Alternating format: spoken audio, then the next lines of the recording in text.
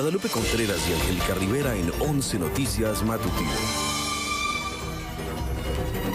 Se declara listo. El Senado de la República va a continuar con la insaculación de los aspirantes a impartidores de justicia programada para este viernes tras la decisión del Tribunal Electoral del Poder Judicial de la Federación para que la Cámara Alta siga con este proceso ante el incumplimiento evidente de actividades del Comité de Selección del Poder Judicial.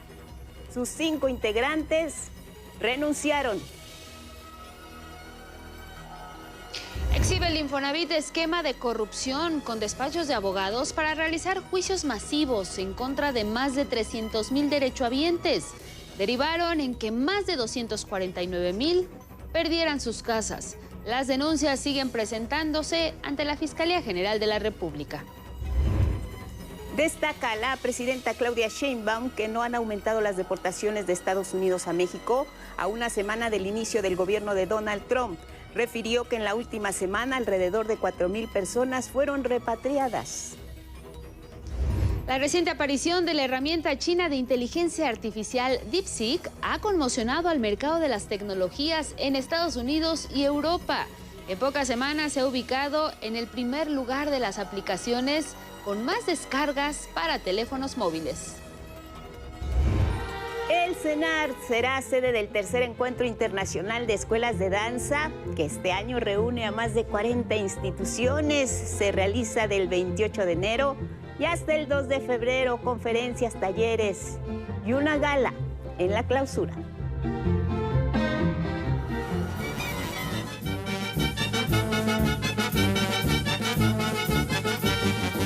Y eso que está observando es la carretera del Istmo de Tehuantepec. Luego de más de 2 décadas en espera de su construcción y conclusión de esta supercarretera que va de Mitla a Tehuantepec.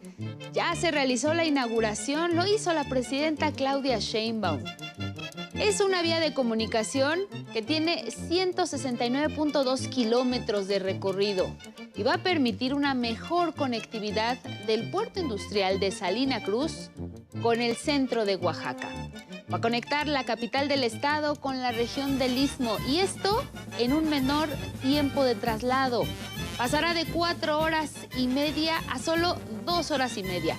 De esta manera se favorece a más de 1.4 millones de personas.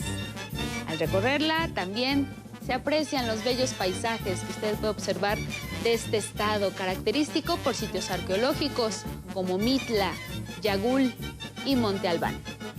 Estos son algunos de los beneficios de esta carretera que inició su construcción desde 2007.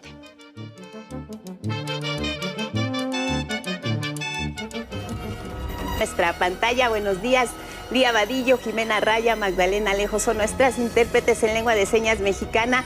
Gracias por seguirnos en redes sociales. Les recuerdo que nos pueden ver en la página de 11 Noticias Digital.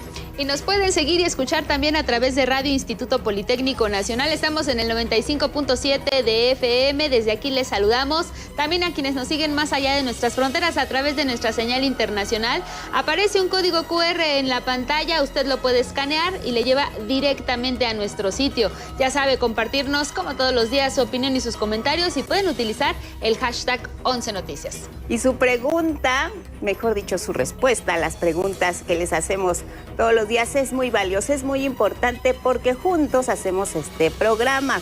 Y hoy queremos saber cómo les gusta consumir el maíz, porque las opciones son múltiples: tortillas, tamales, pozole, elotes, atole, sopes, garnachas, lo que ustedes quieran compartirnos, ya lo saben, más adelante le daremos lectura a sus mensajes. Nos vamos directo con los detalles.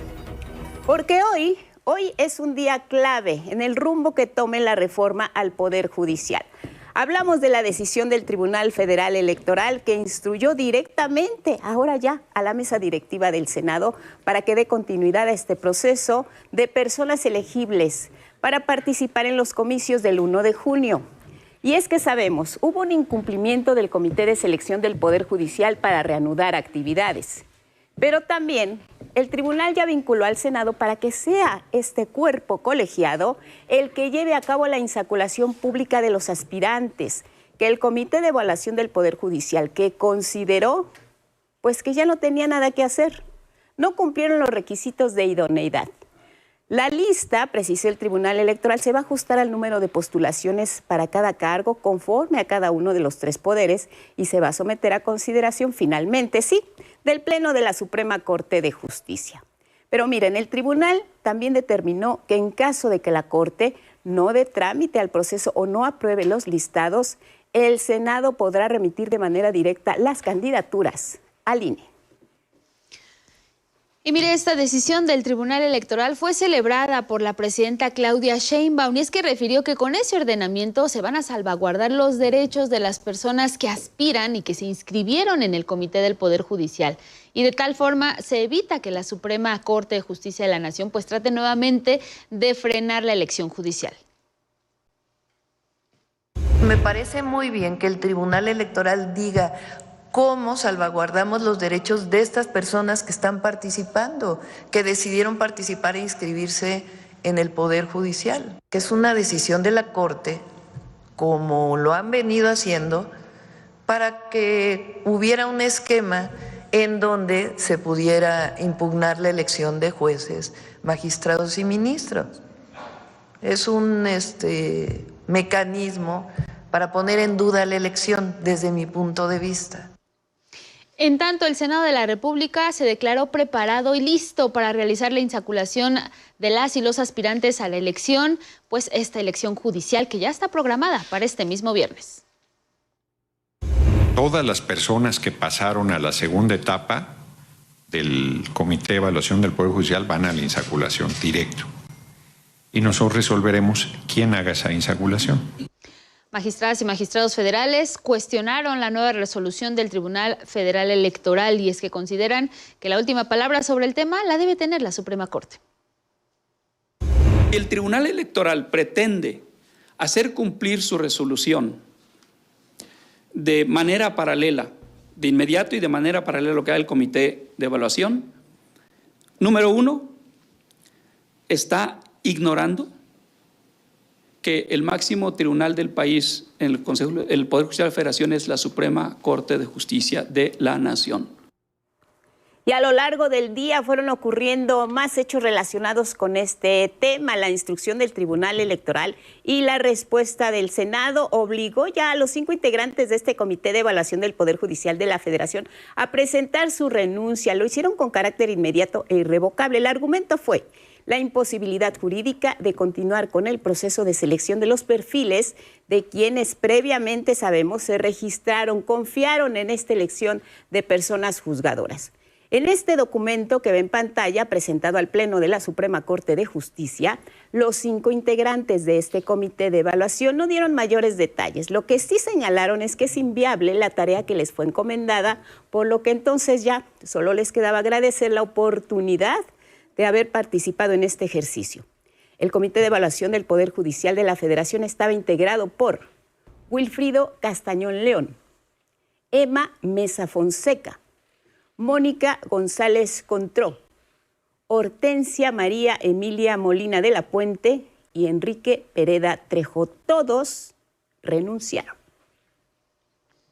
Y precisamente cuando el Comité Evaluador del Poder Judicial frenó este proceso de selección, bueno, pues quienes quedaron en la incertidumbre fueron las y los aspirantes a juzgadores, magistrados o incluso ministras o ministros, quienes de repente pues vieron interrumpidos estos propósitos y ahora solo están esperando a que el proceso avance en el Senado. Desconcertada. Enojo, molestia, decepción. Es triste. Hay frustración, enojo y decepción en la mayoría de los 3.800 aspirantes a la elección de personas juzgadoras que confiaron en el Poder Judicial y se inscribieron ante el Comité Evaluador de ese poder. Del entusiasmo por formar parte de un histórico proceso electoral, pasaron a la incertidumbre por el freno al proceso que impuso el propio comité, a través de amparos e incumpliendo incluso la resolución del Tribunal Electoral de continuar la etapa de selección. Lo cierto es que pues nos vamos a quedar sin candidatos por parte de este poder. Entonces es triste porque no hay gente, como en mi caso, que también está postulándose y que pues vemos que no, pues está como nulo en nuestra posibilidad de poder participar por parte de ese poder. Pero hay personas que solo confiaron en el Poder Judicial y dijeron, vámonos con todo, y el Poder Judicial, bueno, digámoslo más objetivamente, el Comité de Evaluación del Poder Judicial le cerró la puerta. El Poder Judicial, denuncian, les negó la oportunidad de continuar en la contienda. En mi caso yo me siento sola, sin el apoyo del poder al que pues muchísimos años he prestado servicio, que en un momento dado cumplí con los requisitos que estaban en su momento vigentes para poder ocupar el cargo de jueza de distrito. Me preparé y pues llevo una trayectoria de más de 20 años en el Poder Judicial. Si esa frustración siento yo como juez, o sea, con todos los privilegios que significa estar en una posición de juez, ¿cuál frustración va a sentir aquella persona que cumple los requisitos y que levantó la mano, pero que está en una comunidad rural porque quiere ser un juez de su comunidad rural? El juez de distrito en materia laboral de Veracruz, Rigoberto Almanza, desistió de presentarse ante el Comité Evaluador del Poder Judicial. Para garantizar su permanencia, optó por postularse en los comités de los poderes ejecutivo y legislativo. Tenía mis reservas y creo que no me equivoqué, pues resultó que el que no era confiable, porque incluso ya los que se inscribieron por ese comité los paralizaron y están empantanados, fue por decisiones del propio Comité del Poder Judicial. Según la Constitución, el Comité Evaluador del Poder Judicial tiene que entregar la lista de aspirantes idóneos a más tardar el 31 de enero. Sin embargo, el proceso está detenido y los aspirantes en el limbo. Con información de Armando Gama, 11 Noticias. Bueno, afortunadamente se está destrabando este asunto, pero vamos a presentarles ahora el calendario de este proceso de elección de las personas juzgadoras. Sabemos, lo que sí tenemos muy claro es que el 1 de junio, que es la fecha que nos marca el calendario, que así lo decidió también el Poder Legislativo, es precisamente el día de la elección. 1 de junio de 2025. Esta fecha es inamovible. Sí va a haber elecciones ese día. Se van a renovar entonces 881 cargos. Y miren, la convocatoria fue muy clara. ¿Qué es lo que se va a elegir en esa fecha?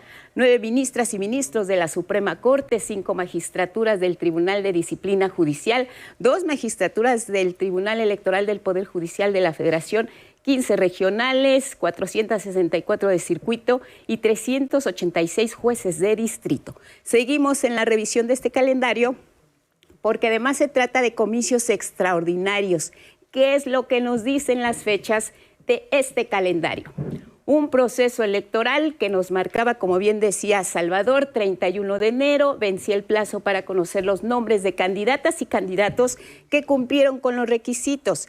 Esta tarea, ahora, ante la renuncia del comité, las trabas burocráticas que se impusieron a su ejercicio, lo va a hacer el Senado de la República. Pero también hay otros comités, el Comité del Poder Legislativo, que está haciendo su tarea, y el Comité del Poder Ejecutivo, que también está trabajando en ello. Y la fecha que tienen ahora los dos comités, incluido ya el Senado, que sería el tercero, es el 31. Si nos vamos al 4 de febrero, ahí el proceso tiene que ser la insaculación de cada uno de los comités de evaluación. Ellos tienen la tarea de depurar ya los listados finales mediante este sorteo, esta lotería que tendrá que ser de carácter pública. Candidatas y candidatos, aspirantes y todos quienes se inscribieron, ahí van a estar. Avanza el calendario, nos vamos al 8 de febrero. El Senado recibe entonces ya los listados aprobados por parte de este comité, de los comités en ejercicio. Otra de las fechas importantes a considerar es el 12 de febrero. El Senado ya va a emitir entonces, a mediados del mes de febrero, los listados finales. Directamente los va a enviar al Instituto Nacional Electoral. Vámonos ahora con lo que sigue. Seguimos en el mes de febrero, ya la última fecha de este mes, hasta el 25 de mayo, la publicación de videos al sistema de candidatos y candidatas. Conóceles, así es como está denominado. El 30 de marzo inician las campañas, por supuesto, solamente durarán 60 días, no se podrán usar recursos públicos ni apoyo de partidos políticos y ya el 28 de mayo pues concluyen las campañas.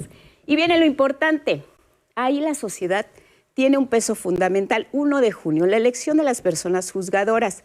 Del 1 al 12 de junio, el plazo para dar a conocer finalmente los resultados de este proceso electoral. Una sesión especial de cómputos distritales. En esa fecha entonces solo se renovará la mitad del Poder Judicial. El resto será el año 2027 y así termina este proceso electoral judicial. Importante tenerlo en cuenta. Bueno, vamos a cambiar de tema y es que el gobierno de México pues sigue encontrando distintas formas de corrupción dentro del Infonavit. En esta ocasión informó sobre cómo operaba una red en la que despojó a miles de derechohabientes de este instituto de sus viviendas. Es un esquema en el cual están involucrados jueces, funcionarios y despachos de abogados. El esquema de corrupción de juicios masivos que por años operó en el Infonavit afectó a más de 373,000 derechohabientes. Era una red en la que despachos jurídicos privados, que en colusión con funcionarios del mismo instituto y con jueces, despojaron a más de 249,000 trabajadores de sus viviendas mediante juicios masivos.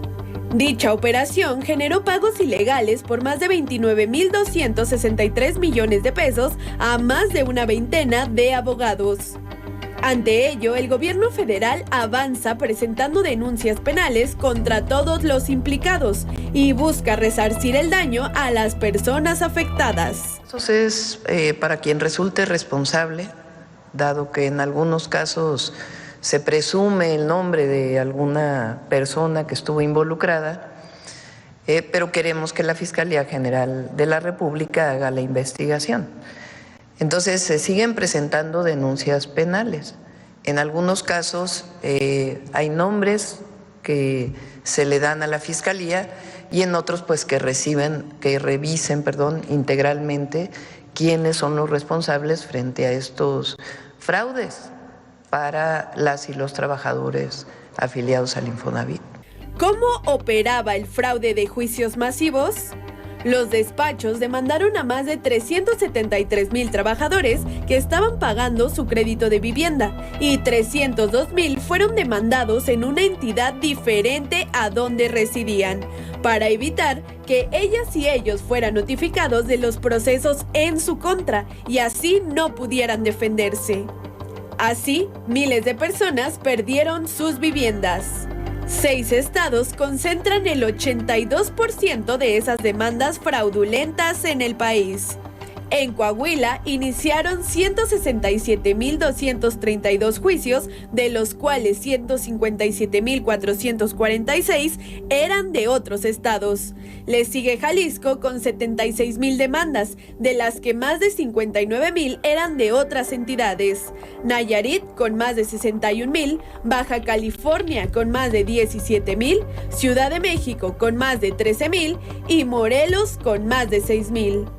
No fueron notificados personalmente en sus domicilios, como lo marca la ley. Se vulneró el debido proceso, ya que esta gente no tuvo conocimiento de que estaban siendo enjuiciados.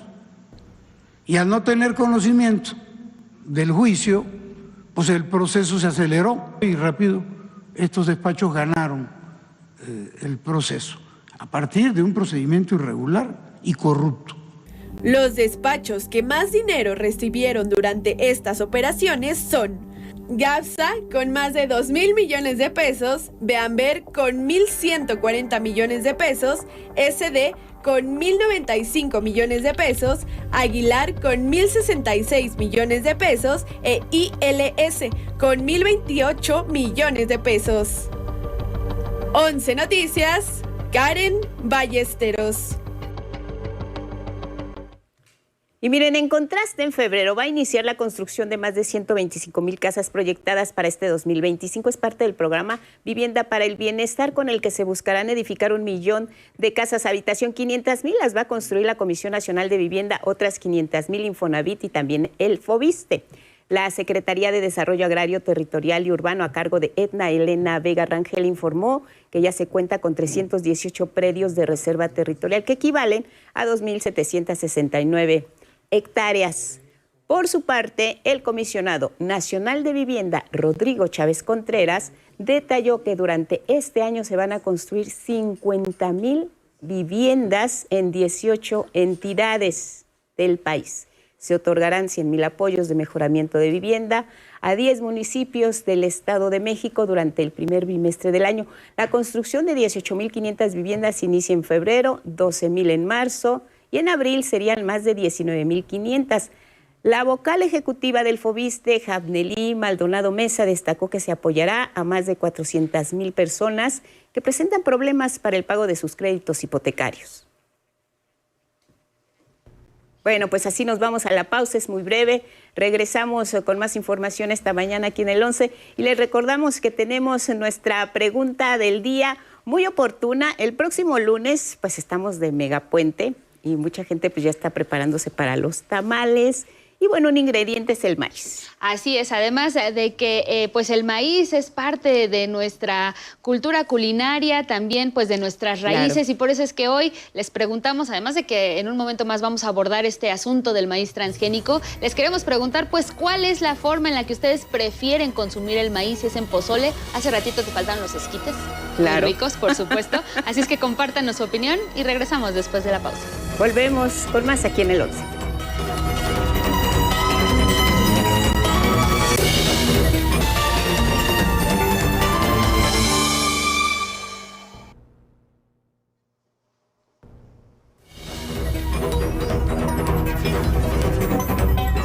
A las 6:30 en la hora del centro tenemos más información aquí en el 11. Miren, hablábamos del Infonavit antes de la pausa, de lo que viene, los planes para reactivar créditos y también este tema que tiene que ver con las modificaciones a la ley.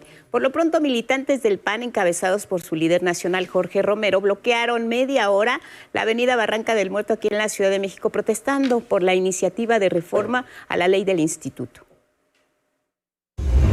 Ya que a ustedes les gusta tanto consultarle a la gente, ¿a cuántos trabajadores le han consultado para que puedan disponer de su dinero? ¿A cuántos? ¿A ti ya te preguntaron si pueden disponer de tu dinero? Así como se lo preguntaron a las miles de personas a las que por el simple hecho de tener más de 65 años les quitaron sus afores. Y bueno, en temas de seguridad, la presidenta Claudia Sheinbaum reiteró que se mantiene la estrategia de seguridad para Sinaloa con base en atender las causas de la violencia y mantener cero impunidad ante los delitos.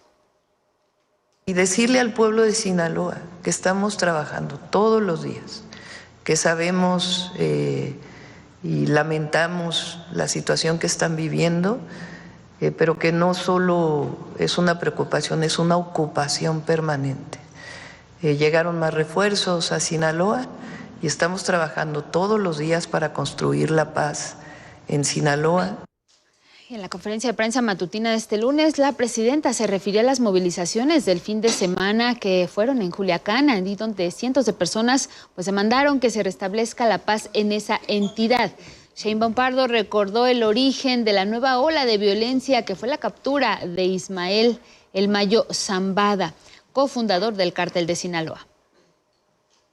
En su momento, cuando haya la posibilidad de que se asiente bien el gobierno del presidente Trump y que tengamos una relación más fluida, pues vamos a seguir insistiendo en esta explicación de cómo fue que se dio esta detención en nuestro país, que es el origen de esta ola de violencia. La presidenta también respondió a quienes desde los medios de comunicación comerciales demandan la renuncia del gobernador de Sinaloa, Rubén Rocha. Nuestra labor es ayudar, como gobierno federal, a proteger a las familias de Sinaloa. Ese es nuestro trabajo, nuestra labor, Había ahí algunas columnas, como si fuera como antes, en donde la presidenta decidía a quién ponía, a quién quitaba. Esa no es la labor del gobierno federal. La labor del gobierno federal es apoyar a las familias de todo el país, construyendo la paz. Bueno, vámonos con otros temas. El asunto del maíz transgénico, los maíces nativos. La presidenta Claudia Sheinbaum dijo que enviaría al Congreso una iniciativa y lo hizo a inicios de esta semana. El Congreso de la Unión recibió esta iniciativa presidencial que busca proteger al maíz mexicano y prohibir la siembra del maíz transgénico para promover una alimentación saludable para las y los mexicanos. Y establece claramente que el maíz es un elemento de identidad nacional y que no deben sembrarse en nuestro país maíz transgénico y que debe procurarse la agroecología, es decir, procurar que poco a poco se vaya disminuyendo el uso de químicos en la siembra de maíz. Claudia Sheinbaum reiteró que esa iniciativa también protege la identidad y diversidad cultural de México. Es el elemento fundamental de la alimentación de las y los mexicanos, sino que además es producto cultural de esta domesticación que se hizo de plantas silvestres, como es el caso del teocintle.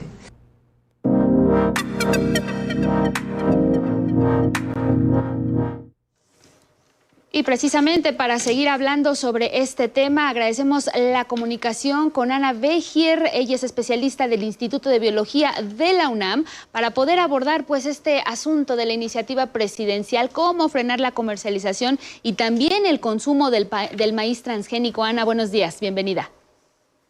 Hola, buenos días. Pues estamos precisamente hablando sobre este tema que tiene que ver con la iniciativa enviada desde la Presidencia de la República y pues conocer un poco tu análisis sobre ello. ¿Es suficiente esta iniciativa que pues está enviando la Presidencia para proteger nuestro maíz? Pues mira, la verdad es que hemos hecho un análisis bastante profundo de cuál es la situación actual. Estábamos esperando esta reforma desde hace mucho tiempo. Ya teníamos una versión que fue propuesta el 5 de febrero por el presidente Andrés Manuel López Obrador y otra modificación que había salido de la Comisión de Puntos Constitucionales de la Cámara de Diputados. Entonces, nada más estábamos esperando que esta se volviera a lanzar para ser aprobada. Sin embargo, la que actualmente está en la Cámara, la que envió la presidenta, que en realidad parece ser una propuesta de la Secretaría de Agricultura, es abismalmente diferente en los detalles. Entonces, la verdad es que sí hay mucho desconcierto en este momento por esta primera versión enviada a la Cámara de Diputados. No, la respuesta concreta es no es suficiente.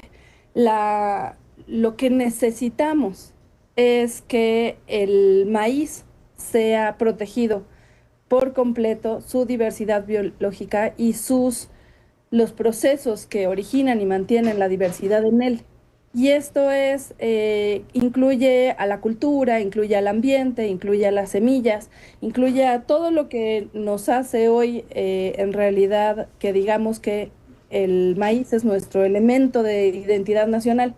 Hay una diferencia crucial y que es que no es solamente un elemento, no es solamente un adorno.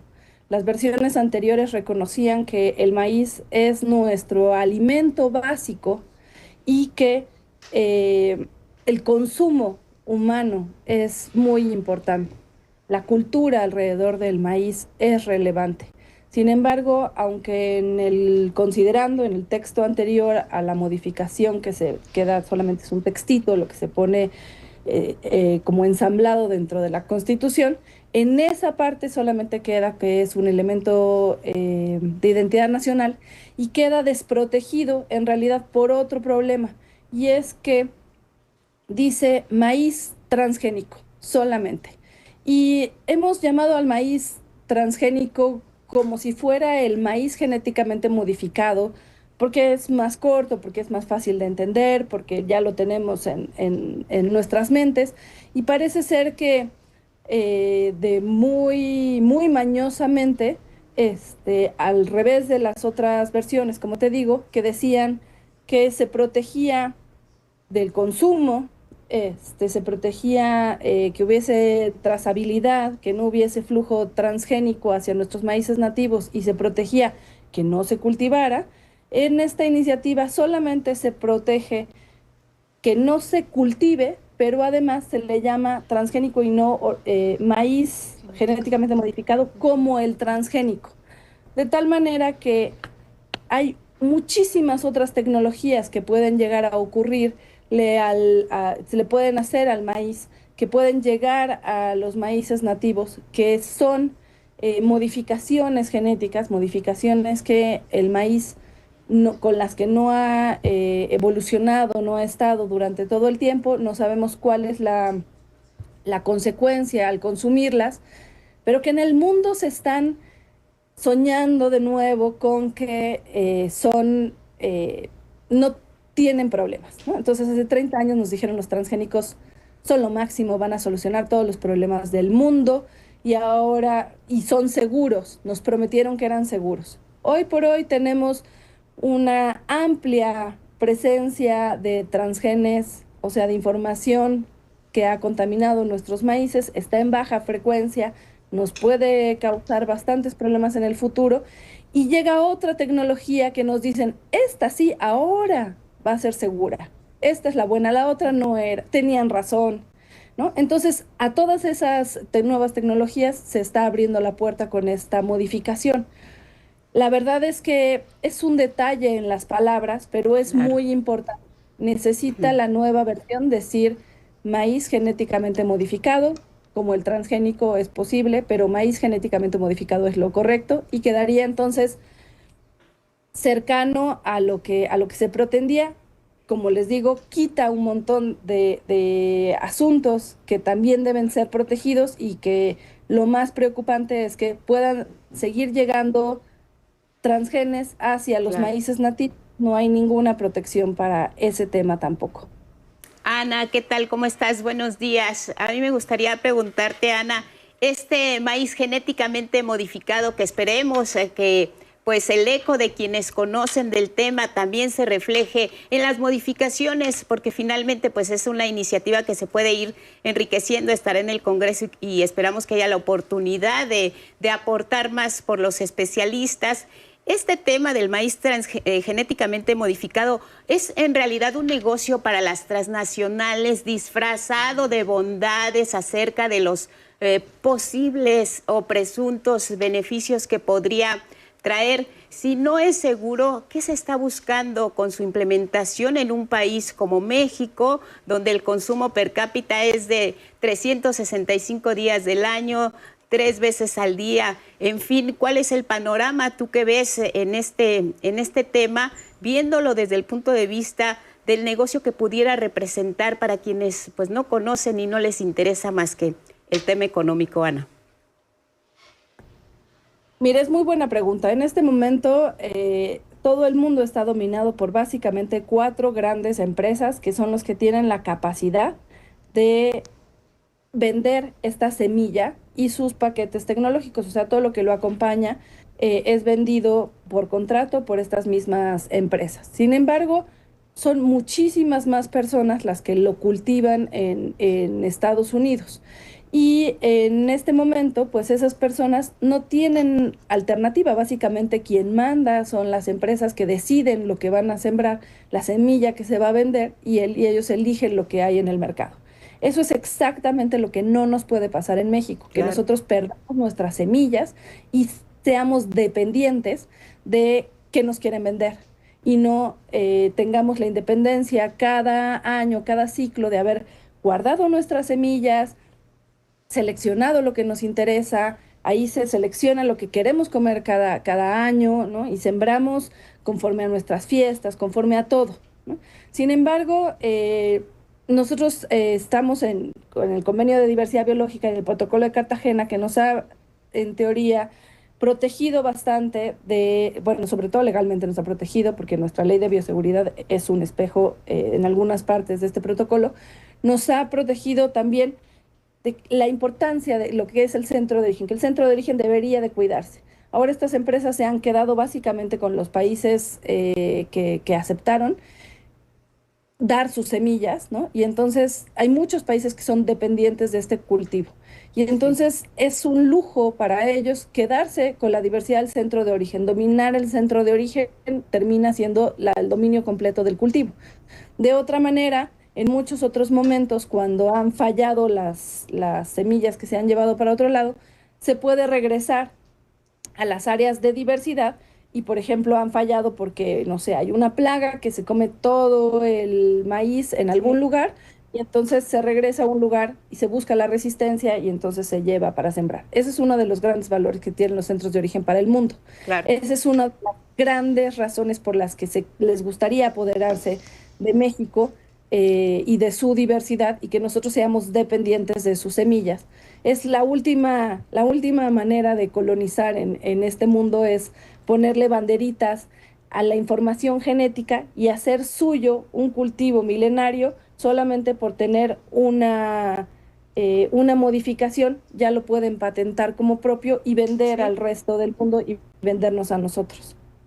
Ahora, Ana Beijer, si regresamos un poco a lo que ocurrió en diciembre con este panel, pues que tiene que ver con una resolución que favorece, digamos, pues el maíz genéticamente modificado, el maíz transgénico, que es exportado desde Estados Unidos hacia nuestro país. Un fallo, pues, que favoreció precisamente a Estados Unidos con esta importación hacia nuestro país, exportación en el caso de ellos, pero el argumento es que solo es maíz que no es para el consumo humano, sino se utiliza para el consumo de animales. Y a mí me gustaría saber si tú ves riesgos en que el maíz genéticamente modificado llegue también a lo que es el consumo humano, particularmente en nuestro país, tomando de base pues precisamente este fallo que ocurrió en diciembre.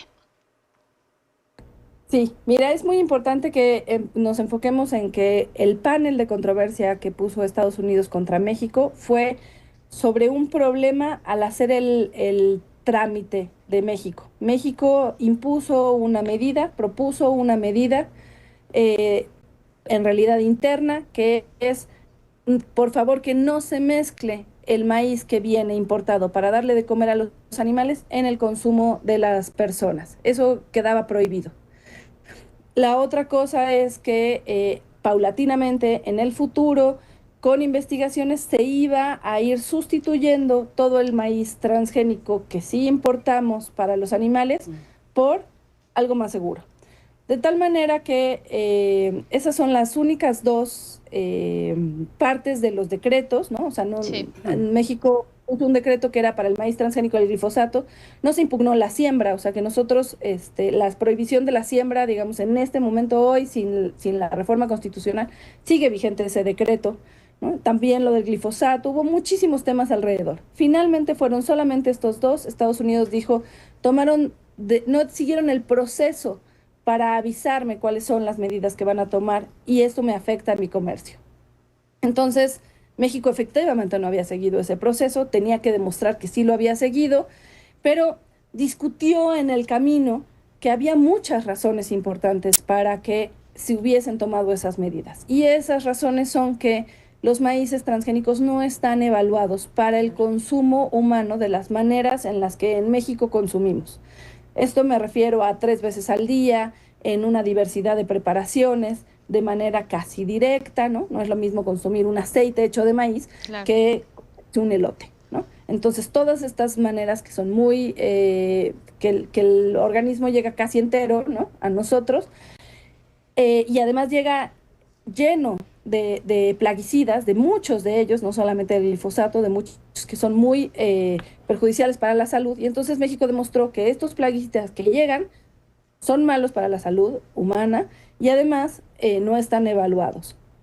De tal manera que el panel terminó diciendo, ok, perdieron, ustedes no hicieron el trámite definitivamente, tienen la oportunidad de volver a hacerlo porque tienen la información científica. Eso de que no tenemos la información científica está muy mal interpretado gracias a que las empresas dominan muchos de los medios de comunicación. Pero la realidad es que lo que no hizo científicamente México fue la evaluación del análisis de riesgo, pero sí presentó mucha información científica que muestra los efectos en la salud por la presencia de glifosato en las semillas, que es una relación indivisible, o sea, uno no puede comprar las semillas, pero que no vengan con glifosato, ¿no? Demostró que los mismos maíces transgénicos están contaminando porque vienen directamente, las semillas son llamadas granos, pero en realidad son plantas que se pueden formar, son semillas que pueden formar plantas, polen y después contaminar nuestros maíces. De tal manera que, aunque desde el 2013 no es posible sembrar en México maíz transgénico, nosotros podemos ver transgénicos que se liberaron en el 2016, en el 2021, en épocas en las que aquí no se sembró, nosotros ya los podemos encontrar contaminando nuestros maíces. Entonces hay mucha evidencia de que existe flujo transgénico, de que llega y que no sabemos cuáles son sus efectos a la salud. Claro. De tal manera que sí perdimos el panel, pero en realidad ganamos, que Estados Unidos terminó aceptando que no es de su interés evaluar a poblaciones que tienen tal exposición como nosotros. A ellos los que les interesa es hasta la producción. Si después el producto, como lo consume cada quien, le hace daño, bueno, pues ese es problema del otro. Y nosotros tenemos el derecho a pedir esta información por el TEMEC. Nos hemos visto pues bastante mal en no estarla solicitando. Claro. Y en México podía haber hecho una contrademanda para que realmente se pusiera la información que le interesa, pero nada de eso sucedió. Entonces el panel transcurrió como un proceso en el que se demostró que el trámite no estaba hecho. Pero es muy importante que las personas sepan que ese juicio, ese panel, no trató sobre el maíz. Fue una cosa administrativa, fue juzgada por expertos abogados en trámites administrativos de comercio. O sea, no eran médicos, no eran biólogos, no sabían, básicamente, podían haber estado juzgando coches, ¿no? El otro asunto del panel es que no ha terminado el tema, ¿no? Una vez que se terminan estos paneles, siguen otras partes. Bien. Siguen las partes en las que se evalúa cuánto costó el problema y cómo se va a pagar el problema. Y muchos de estos juicios terminan con los países diciendo, bueno, yo tomo una medida soberana y pago los aranceles que sea necesario, pero defiendo lo que me interesa. Bien. Entonces hay muchísimas opciones al respecto. Claro. Ana Begier, te queremos agradecer la comunicación esta mañana aquí en el 11. Definitivamente el maíz transgénico, genéticamente modificado, no es seguro para el consumo humano. Está aclarado lo del panel de controversias y ahí está la iniciativa para ser enriquecida, la iniciativa enviada por la presidenta Claudia Sheinbaum al respecto. Gracias, Ana. Fuerte abrazo. Buenos días. Muchas gracias. Espero que tengamos una nueva versión de la iniciativa muy pronto y que estemos muy felices con la que realmente proteja nuestro maíz y también que nuestra presidenta escuche lo que científicos nacionales e internacionales en este momento están diciendo y toda la sociedad mexicana creo que nos va a apoyar. Muchas gracias. Así es. Y aquí tienes una puerta abierta inclusive para expresar tus ideas. Ana, estamos en comunicación. Hasta pronto. Gracias, muchas gracias. Y seguimos con más información. La presidenta Sheinbaum avisó pues de estos apuntes en torno a la relación entre México y Estados Unidos a toda la ciudadanía. Ha insistido que no ha habido un aumento significativo en las deportaciones de ese país a territorio nacional. Se cumplió ya la semana de la llegada de Donald Trump a la Casa Blanca y los cambios al respecto no han sido demasiados. Hasta ahora no ha habido un incremento sustantivo, unos días que disminuyó con la entrada del presidente Trump, pero si lo tomamos por semana es un número que en otras ocasiones ha tenido nuestro país. Del 20 al 26 de enero se han recibido 4.094 personas, la gran mayoría de ellos mexicanos y mexicanas. Son 4 aviones, pero ha habido otras ocasiones en nuestro país que se han recibido 4 aviones civiles que llegaron al Aeropuerto Internacional Felipe Ángeles. Destacó que su gobierno trabaja para que la repatriación de mexicanas y mexicanos se haga con apego a sus derechos. Aseguró que su gobierno está preparado para recibir a todas las personas que regresen a México. La Cancillería y Migración tienen un esquema por si hay alguna violación a los derechos humanos de los mexicanos que llegan a nuestro país, pues se hacen distintos esquemas, desde una queja a CBP o a otras organizaciones que se dedican a este tema en los Estados Unidos, o incluso denuncias que se presentan en los tribunales de Estados Unidos frente a una violación de derechos humanos. Algunas de ellas se han ganado. Hizo énfasis en la importancia de privilegiar el respeto mutuo entre ambas naciones. Debe prevalecer el diálogo, el respeto, que es lo que nosotros hemos buscado en la relación con Estados Unidos.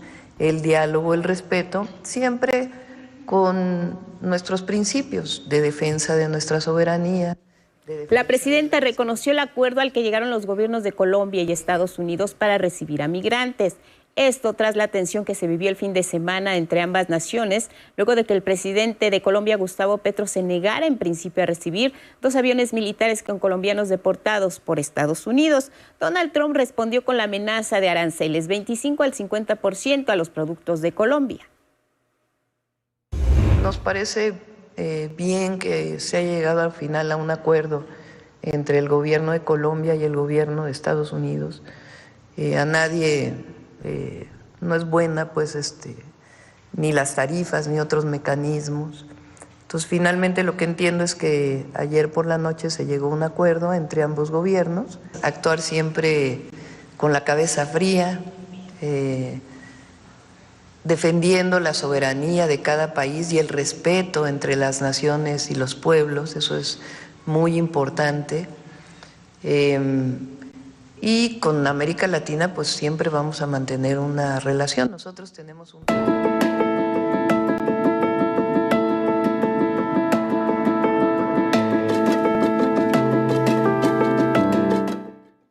Al menos aquí en la Ciudad de México dejamos un poco el frío, ya se siente más calorcito, pero para conocer los detalles del estado del tiempo, pues ya está con nosotros Ismael Marcelo. Bienvenido, buenos días. Hola, ¿cómo estás, Angélica, Guadalupe? Muy buenos días, amigas y amigos del 11. Vamos a conocer el pronóstico del tiempo para este martes, ya 28 de enero. El Frente Frío 25 permanece en el norte del país y producirá durante este día lluvias, ambiente muy frío y caída de nieve o aguanieve en las sierras de Baja California y norte de Sonora. En cuanto a temperaturas, amanecen con mínimas por debajo de 0 grados Celsius en zonas serranas de Baja California, Sonora, Chihuahua, Durango, Zacatecas, San Luis Potosí y Aguascalientes. Por esta situación, la Secretaría de Educación y Cultura del Estado de Sonora modifica el horario de clases en todas las escuelas públicas y privadas del nivel básico desde hoy y hasta el próximo jueves 30 de enero. En el turno matutino entrarán 1 hora después, mientras que en el turno vespertino saldrán 1 hora antes de lo habitual. En contraste, el resto del país experimentará ambiente caluroso, como bien lo comenta Sanji. Escasa probabilidad de lluvias en las próximas 2 semanas a consecuencia de un sistema anticiclónico que hemos señalado en nuestro mapa mediante esta letra A en color blanco. Volviendo al tema de los incendios, ¿sabía usted que su temporada inicia de enero y concluye el mes de septiembre? Por eso nos unimos al llamado de las autoridades para crear conciencia sobre el riesgo de hacer fogatas, quemar basura o tirar colillas de cigarro en caminos y carreteras, pues 9 de cada 10 incendios son generados por la actividad humana. Hay que cuidar nuestro planeta, Angie. Así es, muy importante, Ismael Marcelo, esto que nos comentas sobre los incendios. Ya lo mencionabas también la semana pasada, cómo se originan, evitar precisamente pues la quema de cualquier cosa. Pero vamos a regresar después de un corte para que nos presentes el estado del tiempo en las diferentes regiones. Nos vamos a un corte y volvemos. 7 de la mañana en el tiempo del centro. Nos fuimos a la pausa hablando de la importancia de no generar incendios, pero para que nos dé más información todavía sobre la clasificación y otros detalles, pues seguimos con Ismael Marcelo y también porque nos falta el pronóstico regional. Ismael, seguíamos con los incendios. Sí, claro que sí, Angélica. ¿Sabías que los incendios son más frecuentes durante los meses de enero a junio en los estados del noreste como Coahuila, Nuevo León, Tamaulipas, occidente, Jalisco, Colima, Michoacán, Guanajuato, centro, Estado de México, Ciudad de México, sureste del país, Veracruz, Oaxaca, Tabasco, Chiapas y en la península de Yucatán, y que durante los meses de junio, julio y agosto son más frecuentes los incendios en la península de Baja California, así como en Sonora y Sinaloa. De ahí la importancia de hacer, como lo mencionábamos, llevar a cabo todas las medidas de prevención necesarias para evitarlos, su generación y propagación.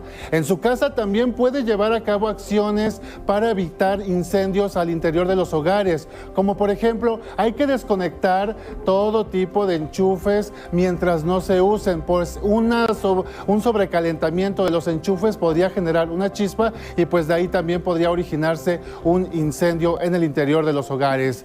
Ahora sí, vámonos de lleno con el pronóstico por regiones. El frío no dará tregua a nuestros amigos y amigos de la península de Baja California, Sonora y en Sinaloa. Hoy apenas llegarán a 18 grados en Mexicali, a 14 en Tijuana, a 16 grados en Guerrero Negro, a 20 grados en Los Mochis. También el ambiente frío prevalecerá en el norte del territorio nacional. Allá también se presentarán nieblas, especialmente en el sur de Nuevo León, en Tamaulipas y en San Luis Potosí. Temperaturas de 23 grados en Zacatecas, también en Durango. Lluvias con intervalos de chubascos se esperan en Oaxaca, en Chiapas, en Veracruz, en el sur de Veracruz y también en el estado de Tabasco. 25 grados en el puerto, 28 grados en Villahermosa, 24 en la ciudad de Oaxaca, Acapulco con 28 grados. El viento del norte también alcanzará velocidades de 70 kilómetros por hora en la región del Istmo de Tehuantepec. Para la península de Yucatán habrá escasa nubosidad durante este día. Las temperaturas también empezarán a recuperarse con 32 grados en Mérida, 31 en Tizimín, con 32 grados en Felipe Carrillo Puerto, también en Quintana Roo. En el occidente las temperaturas también van a la alza, especialmente en Jalisco, en Nayarit y en Michoacán. Hoy llegarán a 28 grados en Zamora, 30 grados en Tepic y 29 grados en Guadalajara. Finalmente, en la región central del país también los termómetros van a la alza. En la Ciudad de México alcanzaremos una temperatura de 24 a 26 grados Celsius, 22 en Pachuca, 25 en Huejutla, allá en Hidalgo, y 23 grados en la ciudad de Puebla. Hasta aquí el pronóstico del tiempo. Por favor, cuídense mucho ahora de las altas temperaturas y nos vemos el día de mañana.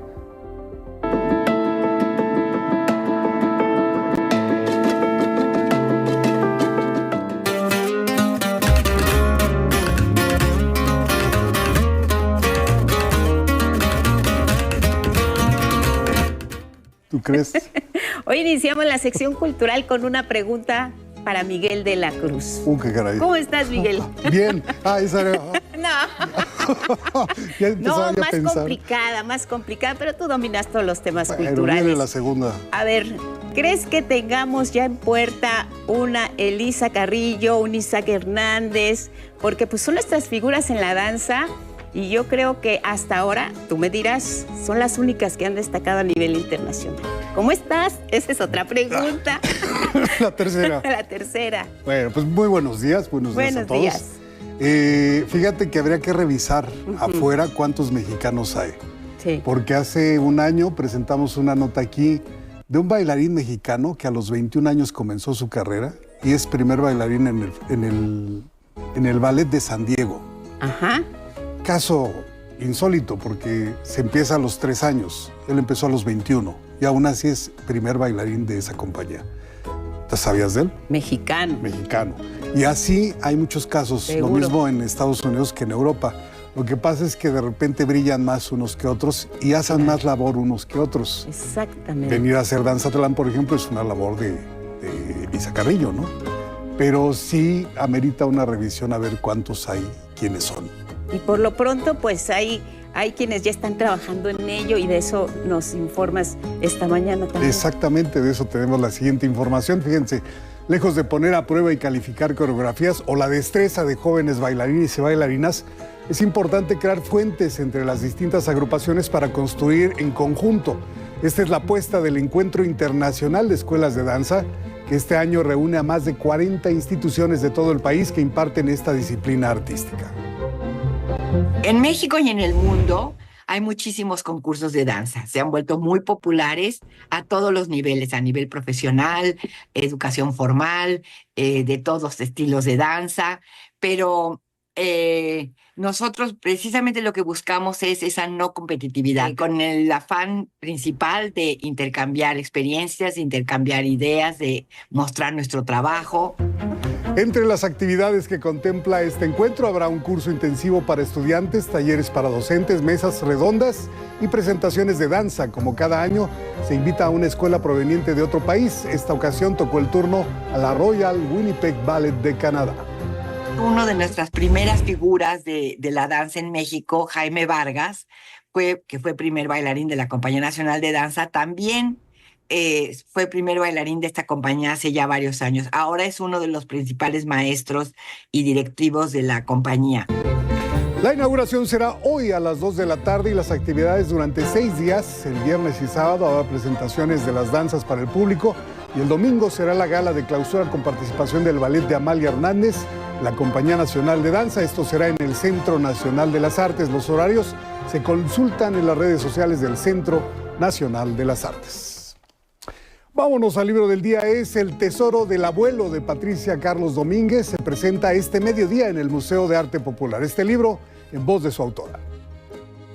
Libro dedicado al estado de Guerrero, y la artesanía son cajas hermosas de oleína. Empieza con la historia de Don Cuco. Él es ese que tiene su taller de las cajitas de oleína, y después los nietos ven que ya tienen esa capacidad de hacer las cajitas. Explican que es el árbol, sí, con esos materiales hermosos de la tierra, los colores naturales. Don Cuco fallece, pero los niños quedan muy tristes porque no hay suficiente semillas. Abren otra caja y el abuelito les dejó las semillas, que fue el tesoro del abuelo. Bueno, y luego con el 11 avanzamos 20 páginas de Cochabamba, de Jorge Fernández, editado por Alfaguara, y cuya sala realizaremos en el Festival de Literatura y Escritores de San Miguel de Allende. El X de hoy es de Antonieta y dice: era una mujer que guardaba en el pecho la conciencia ajena del marido. Gracias, Antonieta, por esta aportación. Seguimos leyendo. Se acaban de cumplir 11 años de la partida de José Emilio Pacheco. En su honor, el poema del día se titula La flecha, que en alguna parte dice: no importa que la flecha no alcance el blanco, mejor así. No capturar ninguna presa no hace el daño a nadie. Pues lo importante es el vuelo,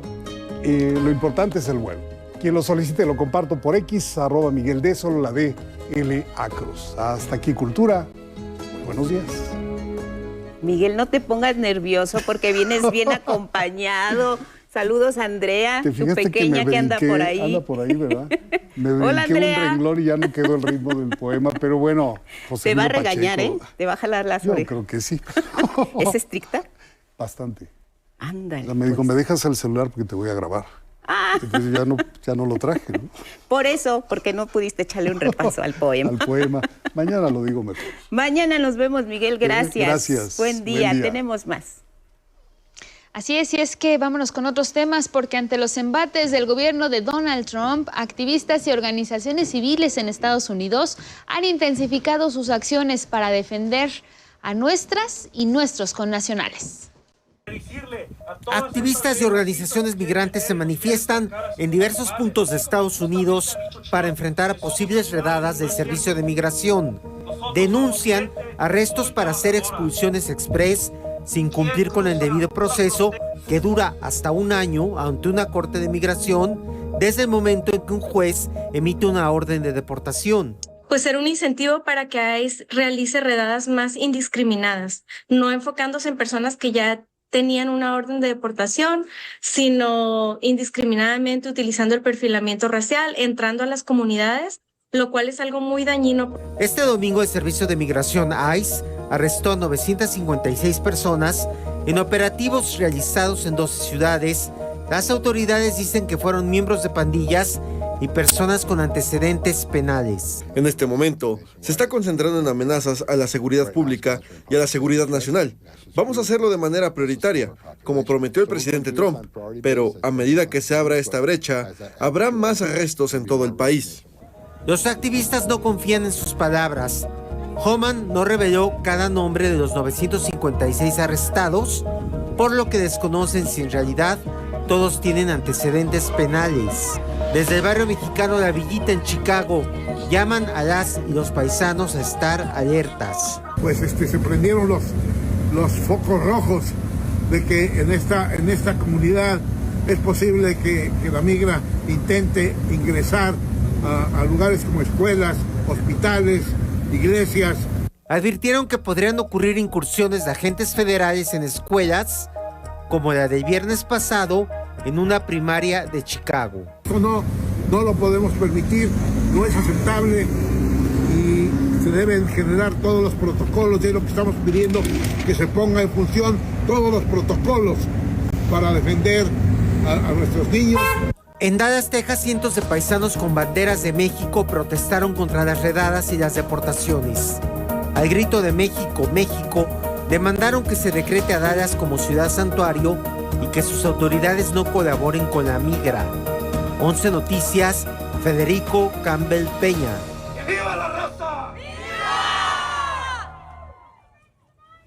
Vámonos con otros asuntos. 100 días de haber iniciado su administración y la jefa de gobierno de la Ciudad de México, Clara Brugada, tiene una aprobación entre las y los capitalinos del 70%, y es que de acuerdo con la más reciente encuesta de ENCOL publicada por El Universal, se detalla que el 72% de las mujeres consultadas respaldaron el trabajo de la jefa de gobierno. Entre los hombres la aprobación es de 67%.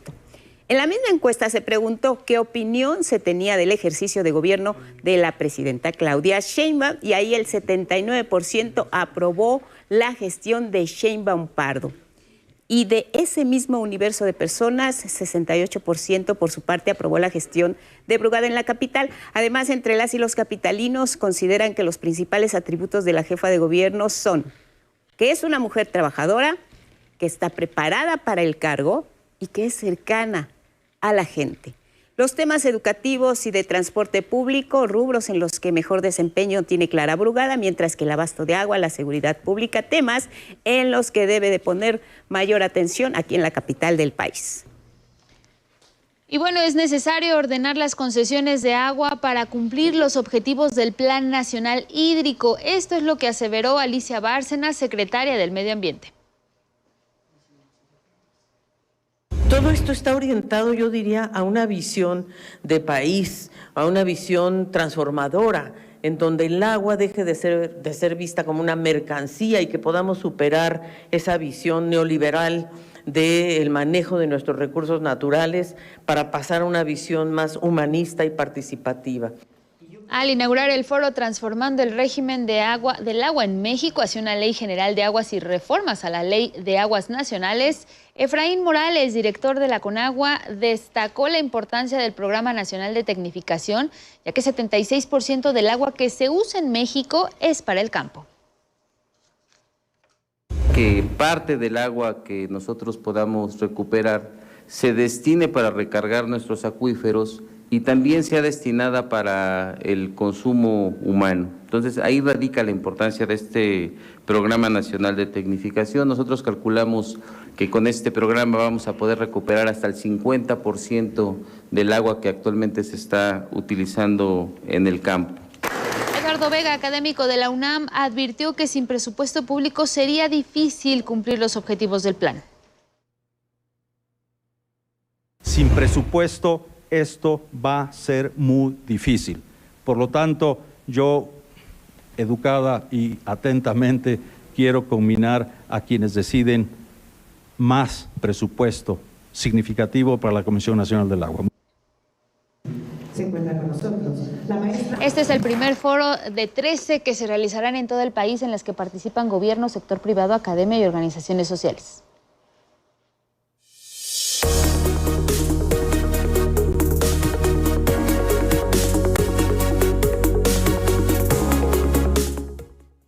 A las 7:15 en la hora del centro vámonos a revisar nuestro portal 11noticias.digital. La información que necesitan saber, no hay más, la encuentran con nosotros. Chequen nuestro portal en la palma de su mano, actualizado minuto a minuto, todo lo que necesita saber. 11 Lab es nuestro programa de ciencia. Todos los sábados 8 de la noche estreno, pero por supuesto también nuestros espacios matutino, meridiano, nocturno y dominical. Ahí los tiene, ahí se quedan para que los revise, los cheque. Si tiene alguna duda, la transmisión en vivo siempre la va a tener ahí. Renuncian integrantes del Comité de Evaluación del Poder Judicial. Es una de las notas que traemos como principal en nuestro portal. Si le dan clic, aparece desglosada toda la información que contiene esta noticia, de la que ya le dábamos cuenta. Consideraron que su participación era inviable, por eso renuncian todos. El Senado asumirá sus funciones. La mesa directiva será la que conduzca este proceso al interior del Poder Legislativo. Esto pues se tiene como plazo el próximo viernes, tras esta renuncia de los integrantes del Comité de Evaluación del Poder Judicial. De alguna manera este asunto ya se destrabó, pero está en curso pues la participación de miles de personas que están interesadas en ser juezas, jueces, magistrados, magistradas, integrantes del Poder Judicial con esta reforma. Días de tensión sin duda. Hoy sesiona la Suprema Corte de Justicia de la Nación. Este será uno de los temas. Y bueno, todo lo que necesiten saber de la Mañanera del Pueblo, temas de la capital, información nacional e internacional. Vámonos a revisar, dejamos nuestro portal y pasamos a los diarios que dicen las primeras planas. Iniciamos con temas económicos, con el diario El Financiero. Vamos a ver qué incluye esta mañana, porque es importante destacar que las notas de Donald Trump, si bien están ocupando las primeras planas de los principales diarios con el tema de las deportaciones, también hay información económico-financiera que vale la pena destacar. Y eso es lo que queremos hacer esta mañana, presentarle cuáles son las temáticas que se están manejando en distintas opciones periodísticas. Esa información también, por supuesto, la va a encontrar en nuestro portal, los diarios, las primeras planas, también lo que tiene que ver con temas de investigación. Hoy hacíamos la entrevista del maíz transgénico genéticamente modificado, nos decía Ana Beijer, es el concepto que tiene que tener. Y las entrevistas, las de toda la semana y las de nuestros distintos espacios, por supuesto, también se encuentran en nuestro portal, las puede consultar, las puede revisar. Y vámonos así a lo que dicen pues precisamente los diarios. Cimbra Mercados, el modelo chino de inteligencia artificial barato, entre comillas, dice El Financiero.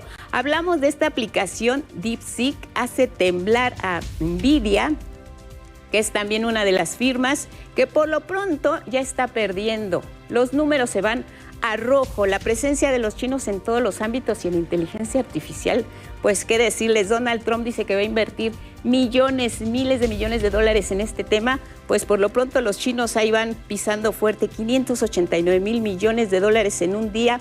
Pierde la competencia de ahora DeepSeek. Renuncian integrantes del Comité Evaluador del Poder Judicial, la nota que aparecerá también en todos los diarios del Financiero. Revisamos ahora cómo viene la jornada, su fotografía principal. El secretario de Defensa de Estados Unidos, Pete Hegseth, señala que el ejército seguirá colaborando con las deportaciones masivas ordenadas por la administración de Donald Trump. En una semana, 4,000 personas deportadas a México. Las declaraciones de la presidenta Claudia Sheinbaum en la conferencia matutina resalta que no representa un incremento significativo, ya daba cuenta también de ello. Sustituye a un sistema oculto de compra de influencias. Con Trump entra época de abierta corrupción a Estados Unidos. La moneda, por supuesto, dice la jornada, tiene dos caras. Desmantelan los controles creados tras el Watergate y pavimentan así el camino para cometer abusos. En el Congreso, Donald Trump está encontrando argumentos como este por parte de quienes integran, en este caso, el Senado. Aplicación china de inteligencia artificial, por supuesto. DeepSeek también ocupa y simbra al mercado estadounidense, hace ver obsoletas a las otras apps similares, también de uso cotidiano. Con juicios ilegales, red de contubernio, despojo de 219,000 viviendas por parte de quienes están utilizando a quienes son usuarios del Infonavit para cometer estos ilícitos. Dejamos la jornada, revisamos rápidamente el diario Excelsior.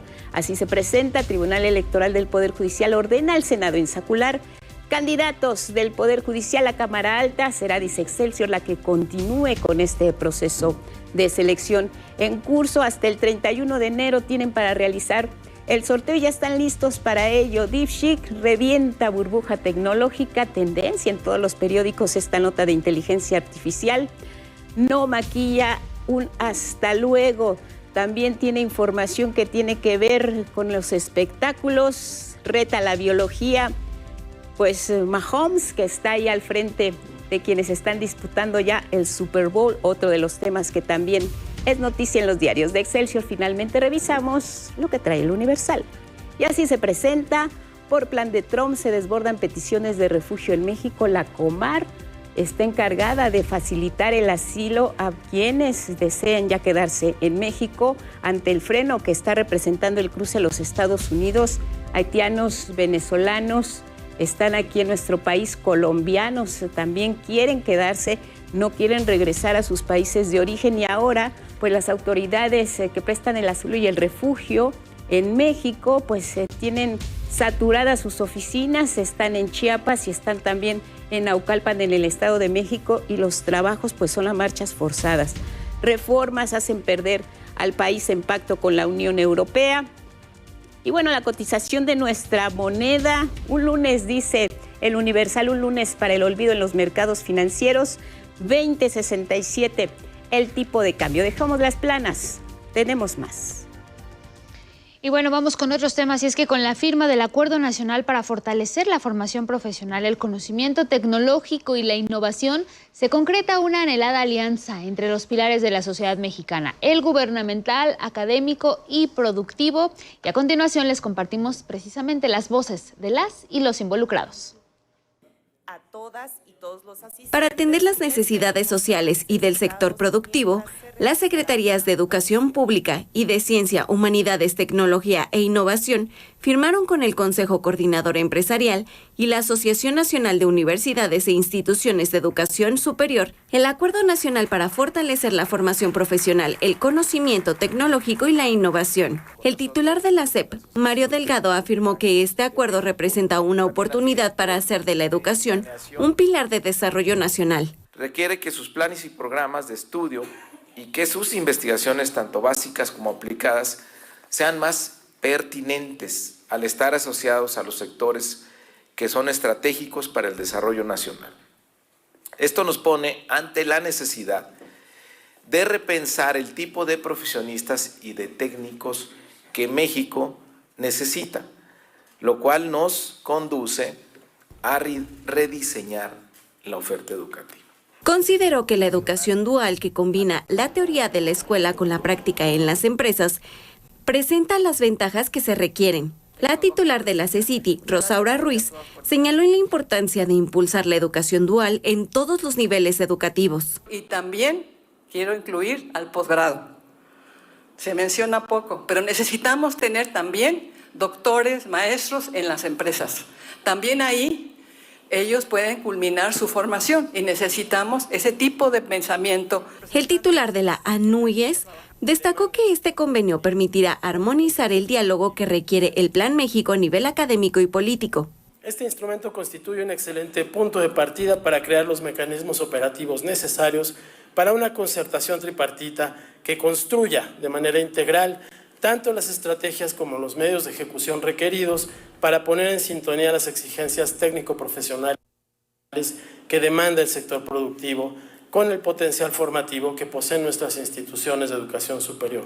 En tanto, el presidente del Consejo Coordinador Empresarial destacó la pertinencia de este acuerdo, que hace realidad la tan anhelada triple hélice, es decir, la alianza entre los sectores gubernamental, académico y productivo.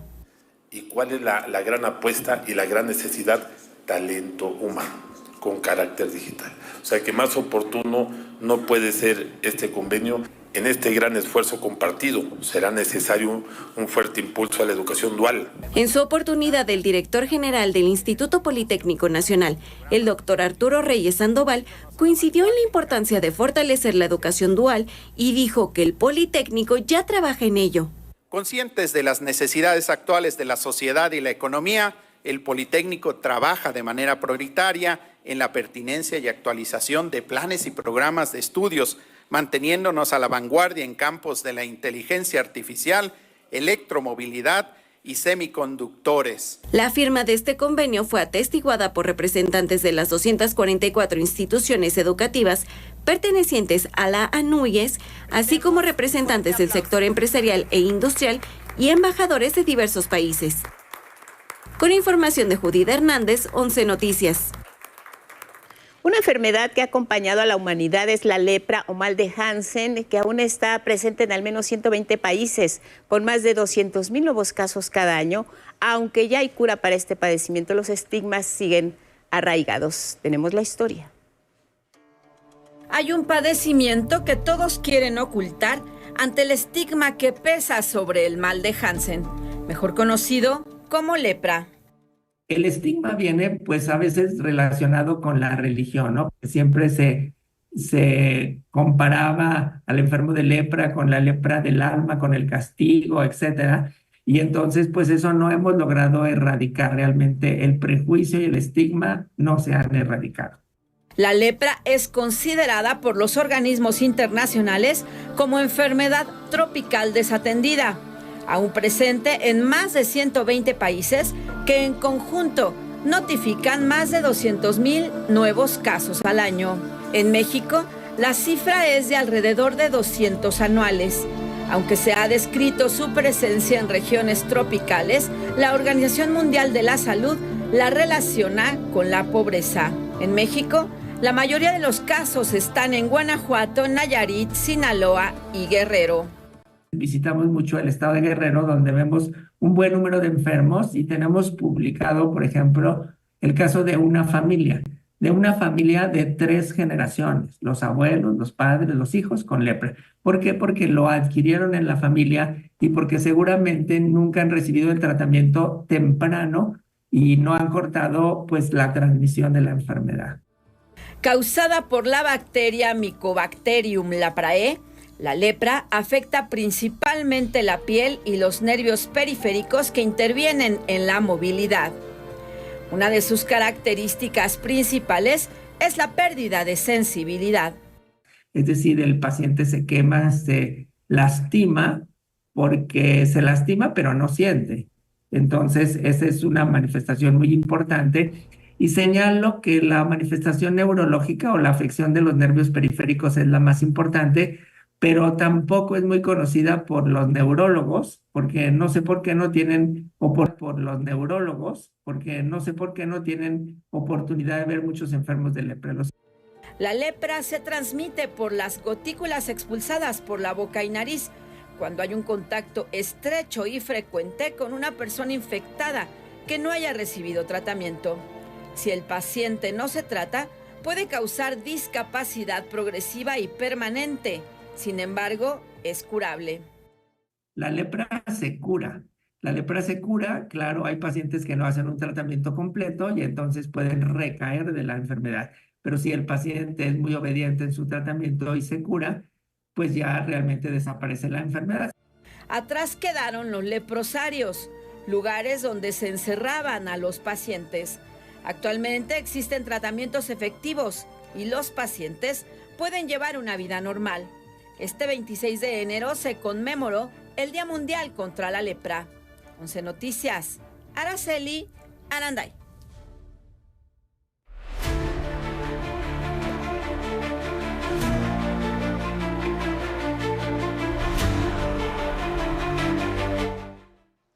Bueno, vamos con información del mundo y es que este lunes el presidente de Estados Unidos, Donald Trump, firmó una orden ejecutiva para prohibir a las Fuerzas Armadas de su país que incorporen en sus filas a personas transgénero. Para asegurarnos de que tengamos la fuerza más letal en el mundo, sacaremos la ideología transgénero de las Fuerzas Armadas. Además, impediremos que los miembros de nuestro ejército sean adoctrinados con la ideología de izquierda radical, como la teoría crítica de la raza. El documento publicado por la Casa Blanca destaca que expresar una identidad de género falsa que difiera del sexo de una persona no puede satisfacer los estándares necesarios para el servicio militar. En 2017, durante su primera presidencia, Donald Trump había prohibido a los estadounidenses transgénero servir en las Fuerzas Armadas, pero en 2021, el presidente Joe Biden canceló la prohibición mediante un decreto. Donald Trump también ordenó empezar inmediatamente la construcción de un sistema de defensa al que llamó cúpula de hierro, similar al que tiene Israel. El mercado de las tecnologías en Estados Unidos y Europa sufrió una sacudida tremenda, causada por una herramienta china de inteligencia artificial. Ya hemos hablado de ella, DeepSeek, ya que se ubicó en el primer lugar de las aplicaciones con más descargas para teléfonos móviles. Este asistente de inteligencia artificial está compitiendo frente a ChatGPT, pero usa chips menos potentes para funcionar, es gratuito y no requiere suscripción como sus competidores. Con estas ventajas se enfrenta a los gigantes estadounidenses como Nvidia y Meta. ¿Qué hace exactamente esta aplicación china? Propone muchas funcionalidades, miren, parecidas a las de las empresas occidentales, como escribir letras de canciones, ayudar a afrontar situaciones de la vida cotidiana o proponer incluso recetas con los ingredientes que los usuarios tengan a la mano en este momento. DeepSeek.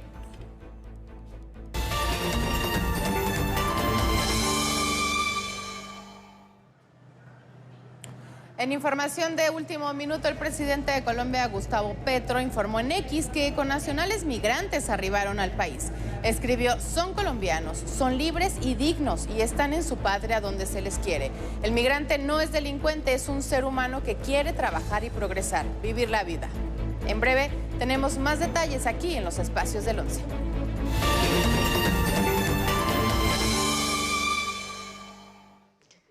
El retorno de miles de personas desplazadas al norte de la Franja de Gaza se da pues a propósito de las críticas en contra de las declaraciones de Donald Trump sobre una limpieza étnica del territorio palestino. Les contamos más.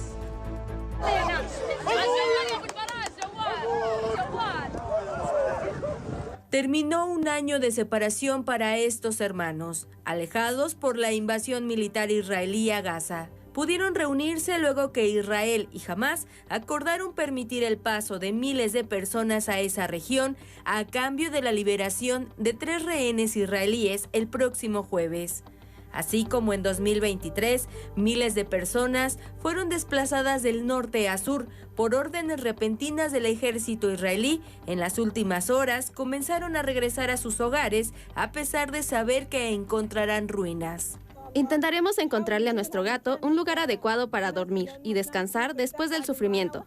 También intentaremos encontrar un lugar para nosotros. Incluso si no sabemos a dónde queremos ir, llegaremos en paz y a salvo. El retorno de los palestinos al norte de Gaza tiene lugar en medio de una oleada de críticas contra las declaraciones de Donald Trump sobre una limpieza étnica del territorio palestino. Egipto y Jordania llevarán a la gente. Quiero decir, estamos hablando de probablemente 1,5 millones de personas y simplemente limpiaremos todo ese lugar. Ya sabes, a lo largo de los siglos ha habido muchos conflictos en este lugar. Y no sé, es algo que tiene que pasar, pero literalmente es un sitio de demolición en este momento. Trump aseguró que había tratado el tema con el rey jordano Abdalá II y con el presidente egipcio Abdel Fattah al-Sisi, pero los gobiernos de ambos países rechazaron la medida y, por el contrario, exigieron devolver el territorio al pueblo palestino. En otro frente, en Líbano, las Fuerzas Armadas israelíes dispararon contra los ciudadanos libaneses que intentan regresar a sus localidades entre Israel y el grupo Hezbollah. 2 personas murieron y otras 17 resultaron heridas. 11 Noticias, Anabel Ramírez.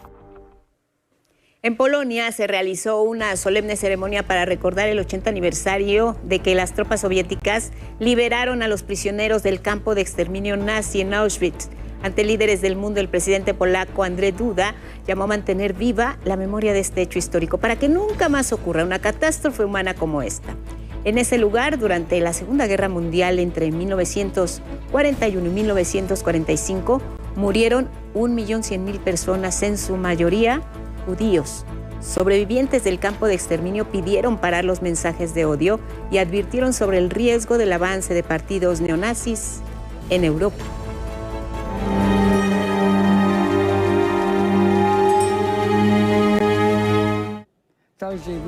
Me duele profundamente ver en muchos países europeos, pero también en Polonia, uniformes y consignas de estilo nazi, desfilando abiertamente en manifestaciones. Esto sucede sin ninguna consecuencia. Se proclaman nacionalistas y proclaman la odiosa ideología de los nazis alemanes. Y tal como le informábamos en nuestra alerta 11, pues esta mañana llegaron un total de 110 personas originarias de Colombia que fueron repatriadas a su país en 2 vuelos de la Fuerza Aérea Colombiana, enviados con ese fin específico a San Diego, California, Estados Unidos. Y es que hay que recordar que tras el diferendo diplomático entre ambos países por las condiciones de deportación de ciudadanas y ciudadanos colombianos, el presidente Gustavo Petro informó muy temprano que sus connacionales regresarían a su país sin estar esposados, y tal disposición, dignidad para el deportado la llamó, es apoyada por la Organización de las Naciones Unidas y se aplicará para todos los países que reciban repatriaciones. De acuerdo con algunas agencias informativas, alrededor de 237,000 colombianos vivían en Estados Unidos en situación irregular. Y ahora vamos a revisar los temas que destacan algunos diarios en el mundo. Arrancamos en España con El País. Habla de la nueva inteligencia artificial de China y titula su nota de 8 columnas así: la irrupción de la IA golpea la bolsa y reta el dominio de Estados Unidos. Y esto pues tras el éxito de DeepSeek, que sacudió ayer el terreno bursátil. En otra información también de portada del País, habla sobre la imposición de Trump a Petro y envía un mensaje a América Latina. Pues este diferendo, este cruce de declaraciones de la que ya le hemos dado cuenta, y pues esta tensión diplomática que se dio el fin de semana y ha continuado un poco en la parte de lunes, pues en esto que ha tenido que ver con la repatriación y la deportación de ciudadanos y ciudadanas de Colombia. Y es que este diario califica como un mensaje específico a América Latina sobre la política exterior a la que se enfrentará en los próximos 4 años. La imagen principal de este diario, pues lo que se observa son personas de origen palestino que fueron desplazadas y ya se dirigían ayer hacia el norte de Gaza por esta tregua pues anunciada entre Israel y el grupo Hamas. Sin embargo, muchos de ellos pues no tienen a dónde ir. Vámonos a Argentina con el diario El Día. También habla de DeepSeek, fue tendencia mundial este lunes, y habla de esta aplicación esta aplicación de China que sacudió a Wall Street y otros mercados globales. En información también de Argentina directamente, dice que el presidente Javier Milei defiende al nuevo procurador del Tesoro. Esto luego del desplazamiento de Rodolfo Barra. El gobierno le ofreció el cargo ahora a Ricardo Rojas. Sin embargo, aún no hay un acuerdo para que asuma, es lo que nos dice este diario, y es que hay que resaltar que existen dos postulantes más. La imagen principal de este diario, lo que se observa pues es el avance de obras de Plaza San Martín, ya está en un 70% de su ejecución. Vamos a terminar en Perú con La República. Nos han abandonado.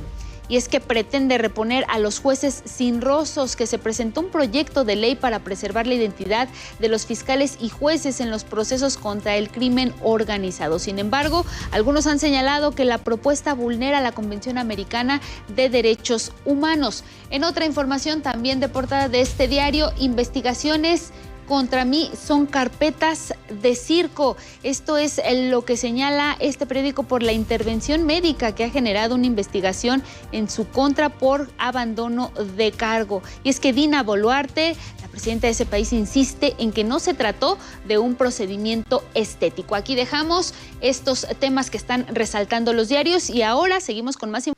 Pues regresamos al estudio de 11 Noticias y para conocer sobre todo las respuestas que ustedes nos hayan compartido a nuestra pregunta del día, y es que a propósito de que se está tratando este tema del maíz transgénico, la iniciativa enviada por el Gobierno de México, pues para nosotros también era importante saber ustedes cómo prefieren consumir el maíz, ya sea en elote, en pozole, pero vamos a ver las respuestas que nos hayan compartido.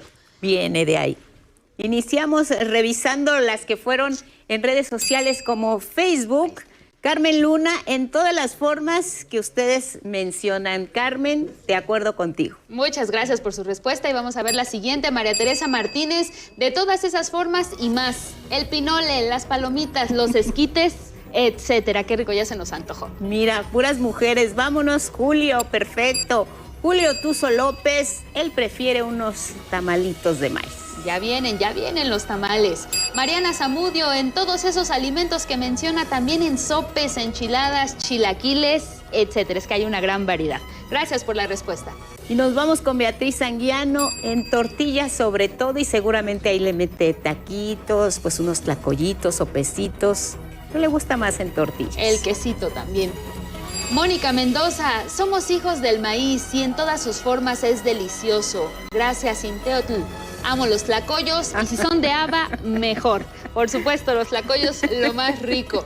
Finalmente, Aldo, el maíz se come, se vive y se disfruta en esquites con abundante piquín y limón. Ya se nos antojaron también unos esquites. Pues así son las respuestas. Vámonos al Twitter, que dicen con nuestra pregunta del día. La mayoría, 76.9%, lo prefiere en tortillas. Muchas gracias por su participación en redes. Más tarde sale nuestra pregunta del día de mañana y nos vemos precisamente el miércoles. Nos vemos, así es, y gracias a quienes nos siguieron a través de Radio IPN y nuestras redes sociales. Que tengan un excelente martes. Buenos días. Buenos días.